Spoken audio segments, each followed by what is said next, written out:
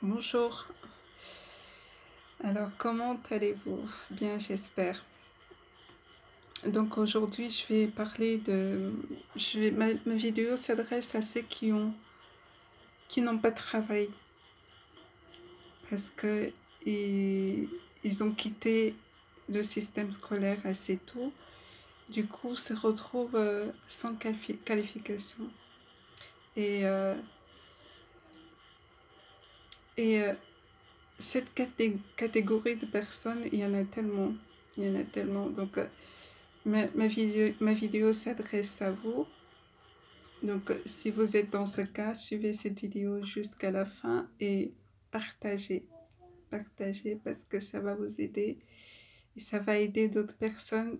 Et j'ai mis quelques conseils, je pense que 3 ou un peu plus, euh, qui vont vous aider.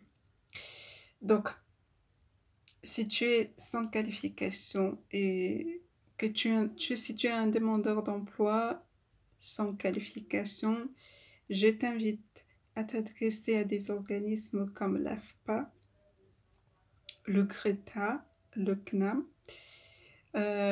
qui sont des organismes qui proposent parfois des formations en contrat de professionnalisation. Alors, c'est quoi le contrat de professionnalisation? C'est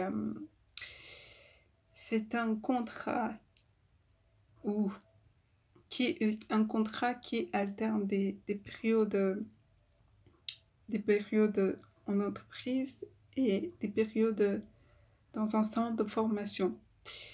Et ça te permet d'acquérir un diplôme. C'est ça qui est bien. Ça te permet d'acquérir aussi un certificat de qualification et parfois un titre reconnu par l'État, reconnu dans la branche que tu as choisie.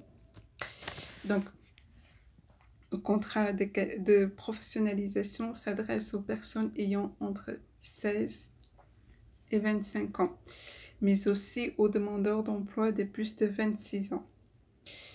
Donc, un contrat de professionnalisation peut se signer en CDD ou en CDI. Quand c'est en CDD, ça va aller jusqu'à 36 mois. Et quand c'est en CDI, comment ça va se passer? C'est la première période qui va aller jusqu'à 24 mois sera en alternance. Et ensuite, ça deviendra un CDI. Et donc, le contrat de professionnalisation peut comporter une période d'essai et peut s'effectuer aussi à l'étranger. Quand ça se passe à l'étranger, il faut que ce soit pour une durée de 24 mois, avec obligation de 6 mois de présence en France. Maintenant, quand tu signes un contrat de professionnalisation, tu as droit, l'employeur doit t'assigner un tuteur, c'est-à-dire une personne qualifiée ayant des compétences pour te former. Pour la rémunération, alors c'est quoi le salaire que tu vas toucher en étant en contrat de professionnalisation? Cela va dépendre de ton âge et de ton diplôme. Par exemple, si tu as moins de 21 ans avec un niveau inférieur au bac, ton salaire sera de moins 55% du SMIC.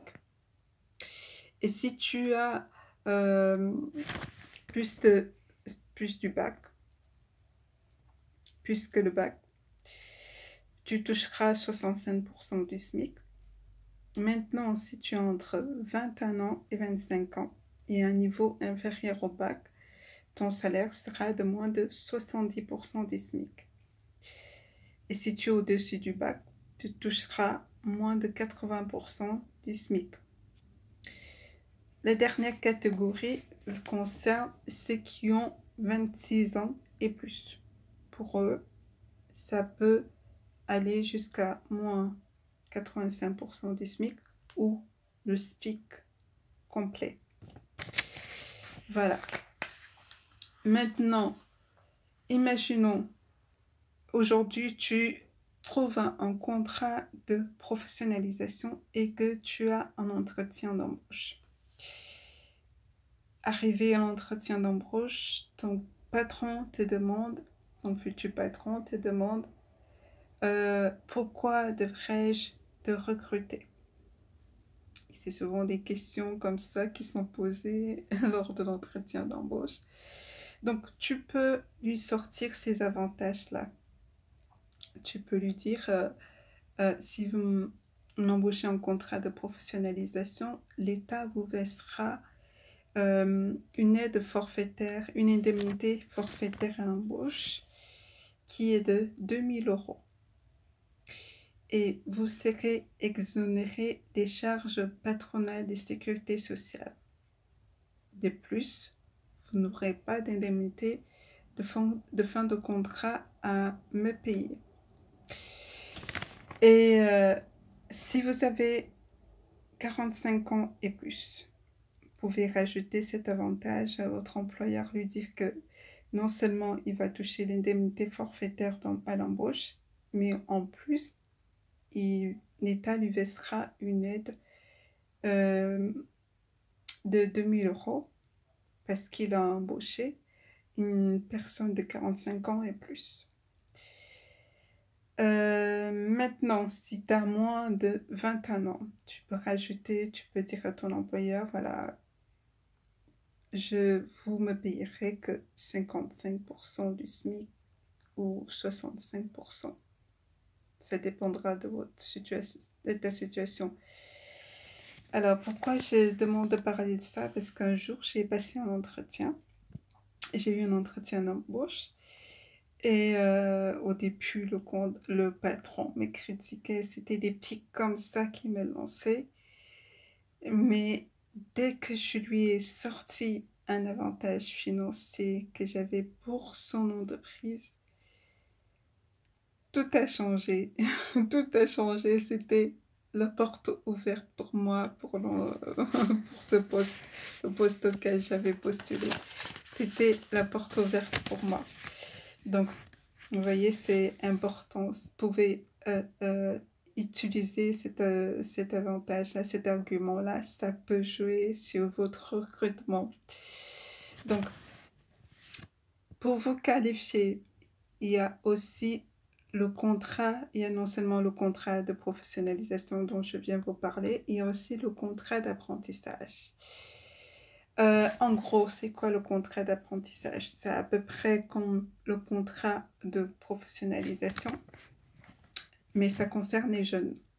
Cela permet de suivre une formation générale et d'acquérir un diplôme comme le CAP, le bac, le BTS, la licence, master ou un titre reconnu.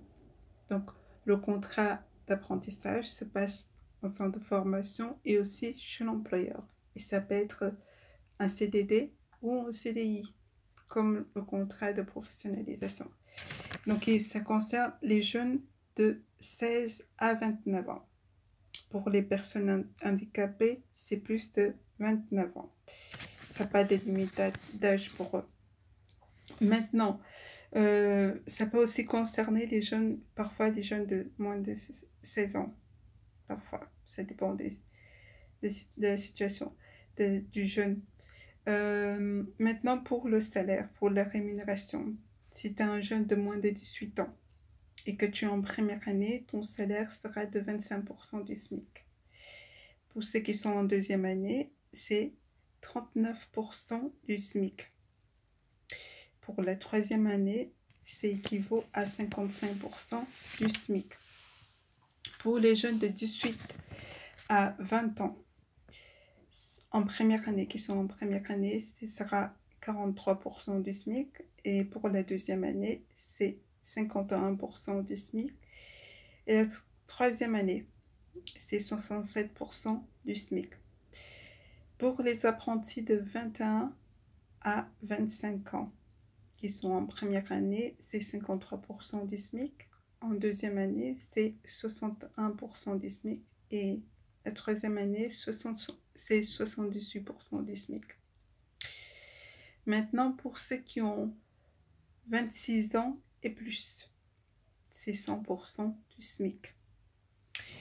Alors, pour les avantages que tu peux présenter à ton employeur. Donc, l'employeur va percevoir pour un apprenti une indemnité de 4 125 € pour la première année d'exécution du contrat.